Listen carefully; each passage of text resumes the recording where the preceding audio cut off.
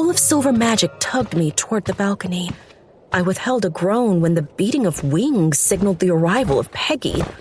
She landed on the balcony and stuck her head in through the door. She and Sigella locked gazes. Here we go. Pegatheoria. Lady Sigella. Their civility didn't fool me for a second. Both were scoping out the other's power. I cleared my throat. While we're all here then, we need to figure out how to reach Cormac and Aiden to weaken Unbalance and drive him back into the smallest presence possible. We don't have a scale realm to use against him, but he doesn't have it either. He's stronger than me, and he has the power to shut down Underhill and kill or control all Fae through the loss of their connection to Underhill. What ideas do we have? Use your body? Your magic can reach them. Unbalance is a predator like any other. Use your intelligence in such things against him. My body, my power, or my mind? Talk about conflicting advice. Sigella's mouth twisted in a wry grin as she took the seat opposite Orlaith, leaving me to perch on the bed, still naked. Peggy shook her gleaming mane, and her deep amber eyes reminded me of Cormac. Your outlook has changed. You dismissed your mother's orders. What changed? My mind returned to the moment Andis showed me mercy. He could have killed me, but he didn't. He couldn't. I believe that Cormac and Aiden wield some power over Unbalance from within him. Andis had a chance to kill or seriously hurt me earlier and didn't take it. Couldn't take it, I suspect. But reaching them seems impossible.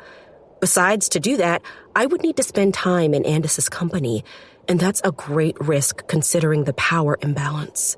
What does your magic tell you? Sigella was already pouring tea from who knows where. She shoved a cup to Orlaith, who, rightly so, sniffed the contents. Nothing. I can't see any way forward in this, which leads me again to suspect that reaching them is impossible. Is there some... Peggy cut herself off at the knock on the door. Enter? Sigella lowered her teacup as Keith entered. The male Fae appeared confused. He'd taken off his hat to wring it in both hands. Mistress, forgive the intrusion. I was called here. He didn't seem uncomfortable with my nudity, and that was a mark in his favor. By who? Your magic. As had often been the case with Keith in the short time I'd known him, I got the sense he knew far more than he let on. And yet he'd closed a realm with Sigella's help that had strengthened me in the battle against Unbalance. You're sober. Unfortunately, mistress, and hopefully that's short-lived if you get my drift.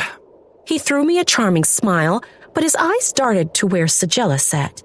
He did peer at Orlaith for a time, but his focus promptly returned to Sigella. Keith, I have a problem for you to solve.